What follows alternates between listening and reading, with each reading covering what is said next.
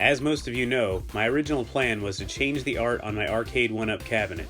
I want it to look like the original Killer Instinct arcade cabinet. Killer Instinct. I was planning to go to a local sign shop and see if they could wrap it. I expected to spend around $200. I won't need to do that now though. There is a website that is now selling new art for the Arcade1Up cabinets.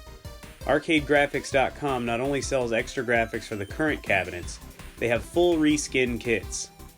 The owner has told me that he can do custom jobs. The price for a full kit is $199.99, which is perfect for what I was expecting. If you want to change the look of your cabinet, or just liven it up a bit, check out Arcade. He's also selling kick plates. These will really make the cabinet look great.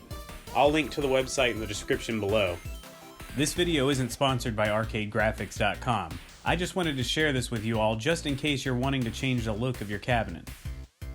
Please subscribe if you haven't already, and thanks for watching.